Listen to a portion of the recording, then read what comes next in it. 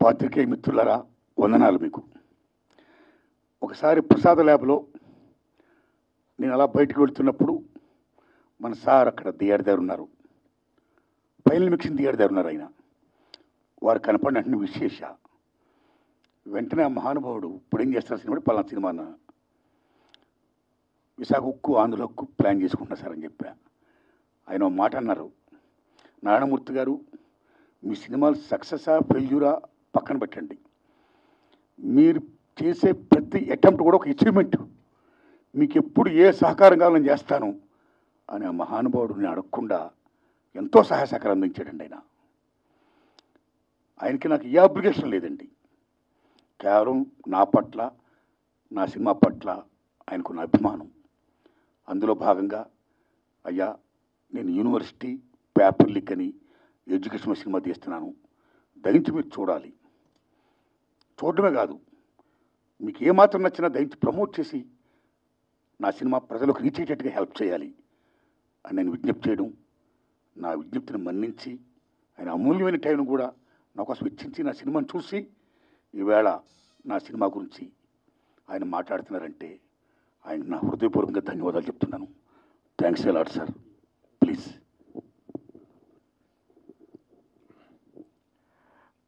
ఆయన ప్రేమతో చెప్తున్నారు కానీ యాక్చువల్గా ఆ రోజు నేను ఆయన కలిసినప్పుడు, అంటే ఎప్పటి నుంచో నేను భీమవరంలో సినిమాలో రాకముందు నుంచి, ఎందుకంటే ఆయనది 32 సినిమాల ప్రయాణం, అదేమి చిన్న ప్రయాణం కాదు. నేను ఎందుకు ఆ మాట చెప్పానంటే ఆయన సినిమా ఆడటం ఆడకపోవటం అనేది తీసి పక్కన పెట్టి ఆయన వన్ మ్యాన్ ఆర్మీ. ఆయన దాంట్లో రాజు ఆయనే, సైన్యాధిపతి ఆయనే, సైనికుడు ఆయనే, అన్నీ ఆయనే. సో ఒక్క మనిషి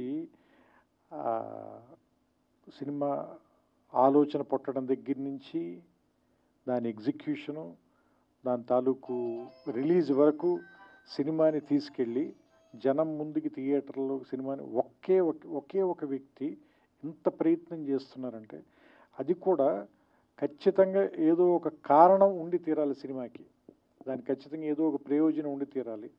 ఒక మాట మనం ఖచ్చితంగా మాట్లాడాలి, ఆ మాట వినపడాలి. అంటే నొక్కబడే గొంతుల గురించి మాట్లాడడానికి ఒక గొంతు ఉంది, ఆ గొంతు అందరికీ వినపడాలి. అది మనకు నచ్చచ్చు, నచ్చకపోవచ్చు, దాంతో మనం ఏకీభవించవచ్చు, ఏకీభవించకపోవచ్చు, కానీ వాళ్ళు మాట్లాడాల్సిన అవసరం ఉంది, అది మనం వినాల్సిన అవసరం కూడా ఉంది.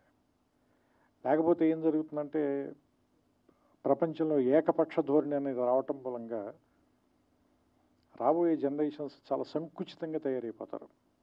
సో అందుకని విభిన్నమైనటువంటి గొంతులు, విభిన్నమైన అభిప్రాయాలు, వీటిల్లోనే బ్యూటీ ఉంది. సో అలాంటి ఒక పార్శ్వం, అలాంటి ఒక అందం ఆర్ నారాయణమూర్తి గారి సొంతం. అది ఆయన తాలూకు శైలి, అది ప్రత్యేకం. ఇప్పుడు ఈ సినిమాకి వచ్చినప్పుడు కూడా నేను సినిమా ఎలా ఉంది అని ఒకే ఒక మాటలో చెప్పాలంటే, నేను 2.5 గంటల పాటు వచ్చి ఫస్ట్ కార్డు పడిన వెంటనే 162 నిమిషాలు అనగానే నేను కొంచెం భయపడ్డా. అయ్యో బాబు 2 గంటల 40 నిమిషాలు ఇప్పుడు కూర్చొని చూడాలా మనం ఈ సినిమా, ఫస్ట్ వచ్చే భయం. ఎందుకంటే కరోనా తర్వాత అందరికీ కూడా ఏ సినిమాని కూడా 20 నిమిషాల మించి 30 నిమిషాల మించి చూడలేనటువంటి ఒక, ఏమంటారు దాన్ని, ఒక అది యాంగ్జైటీ అనాలా, అసహనం అనాలా, అలాంటి పరిస్థితిలో ఉంది ప్రపంచం మొత్తం. అలాంటి సినిమాని 2 గంటల సినిమా, 2 hours ఇప్పుడు నేను చూసింది, 2 గంటల సినిమా చూస్తే, క్షమించాలి సమయం తప్పుగా చెప్పా, 2 గంటల సినిమా చూసినప్పుడు నాకు చాలా ఫాస్ట్గా పరిగెత్తి వెళ్ళిపోయింది, సినిమా అయిపోయింది. దాంతో విషయం, ఇందులో ఉన్న విషయం పేపర్ లీకులు, యూనివర్సిటీలు లేదంటే కాలేజీ రోజుల నుంచి విద్యాబోధన ఇంగ్లీష్లో జరగాల, తెలుగులో జరగాల, విద్యార్థులు ఉద్యోగాల కోసం జాబ్ క్యాలెండర్ల కోసం వెయిట్ చేయటం, అక్కడ కూడా లంచాలు ఇచ్చిన వాళ్ళకి ఉద్యోగాలు వస్తుంటే మిగతా తాలూకు స్టూడెంట్లు కానీ మిగతా వాళ్ళ తాలూకు నిస్పృహ, ఇందులో ఏది కూడా మన ఇమీడియట్గా ఉత్తేజపరిచే అంశాలు కాదు, ఏదో ఆలోచింపజేసేవు లేదా నిరాశపరిచే అంశాలు అయినప్పటికీ కూడా సినిమాని చాలా బలంగా పట్టుగా నడిపించారు. నేను అనుకోవటం అది మీ సిన్సియారిటీని అనుకుంటున్నాను. కేవలం మీ సిన్సియారిటీ మూలంగానే మనకి లోపల ఏదైనా ఒక లాంగ్వేజ్ వచ్చే లోపే మీ సిన్సియారిటీ వల్ల బ్రదర్ ఒక్క నిమిషం. అంటే మాకు ఏదైనా లోపల ఒక లాంగ్వేజ్ వచ్చే లోపే మీ సిన్సియారిటీ వల్ల దాన్ని ఏం మాట అనలేకపోతున్నాం. అంటే మిమ్మల్ని ఎందుకు గౌరవిస్తారు అంటే అందరం కూడా, మేమంతా కూడా ఎందుకు గౌరవిస్తాం, మేము కానీ పాత్రికేయులు కానీ మీడియా కానీ లేదంటే ప్రేక్షకులు కానీ ఎందుకు గౌరవిస్తారంటే మీ అభిప్రాయం నచ్చో నచ్చకో రెండూ కాదు, మీరు అది చెప్పే తీరు, దాన్ని మీ అభిప్రాయాన్ని మీరు ముందుకు తీసుకెళ్ళటంలో మీకున్న నిబద్ధత, మీ సిన్సియారిటీ, దాన్ని మాత్రం ఎవ్వరు క్వశ్చన్ చేయలేరు. అది మాత్రం మీ సొంతం. అలాంటి వాటి కోసమే నేను ఇప్పుడు వచ్చి మీ పక్కన నుంచున్నాను. కేవలం ఏంటంటే మీ నిబద్ధత నచ్చే దానికి గౌరవం ఇచ్చే. ఎందుకంటే ఇంతలా రాజీ పడకుండా బతకటం అందరి వల్ల సాధ్యం కాదు, నా వల్ల కూడా. నేను చాలాసార్లు రాజీ పడ్డాను నేను. సో అందుకని ఏంటంటే ఇలా రాజీ పడకుండా బతకటం అందరి వల్ల అవ్వదు, కొంత జెలసీ కూడా ఉంది నాకు. అలా బతకడం అంత తేలిక కాదు. సో అందుకని ఆయన పక్కన నిలబడి ఆయన నా అమూల్యమైన సమయం అన్నారు, కానీ ఆయన తన సమయాన్ని వెచ్చిచ్చి నాకు సినిమా చూపించినందుకు, ఈ సినిమా గురించి నన్ను మాట్లాడమని నాకు అవకాశం కల్పించినందుకు నేను మనస్ఫూర్తిగా ఆయన కృతజ్ఞతలు చెప్తున్నాను. ఈ సినిమా రేపు ఈ నెల ఆగస్టు 22వ తారీఖున రిలీజ్ అవుతుంది. దీన్ని థియేటర్లో చూడండి. ఇలాంటి సినిమాలు ఎందుకు బతకాలి అంటే ఆర్ నారాయణమూర్తి గారు మరిన్ని సినిమాలు ఇంకా తీయాలి. ఎందుకంటే అర్ధరాత్రి స్వతంత్రం నాకు తెలుసు, ఒరే రిక్షా నాకు తెలుసు, చాలా సూపర్ హిట్లు కొట్టారు మీరు. You're super star in your own way. So ఇప్పుడు కూడా చెప్తున్నా కదా, ఆ స్టార్ ప్రెజెన్స్ అయితే ఉంది. మీకు తెలుసో తెలీదో, మేము ఒక సినిమాలో క్యారెక్టర్కి మిమ్మల్ని అనుకున్నాం, కానీ నాకు ఎవరు ఏం చెప్పారంటే ఆయన చేయరని చెప్పారు. ఎందుకంటే మీరు రెమ్యూనరేషన్ ఆఫర్ చేసైతే ఆర్ నారాయణమూర్తి గారిని కొనలేరన్న.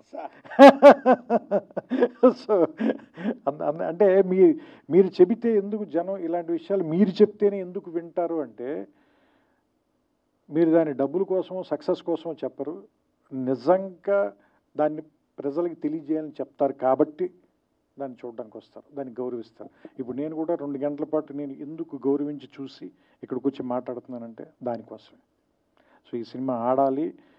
మీరు ఖచ్చితంగా నెక్స్ట్ సినిమా ఇంకా చాలా ఏమంటారు దాన్ని,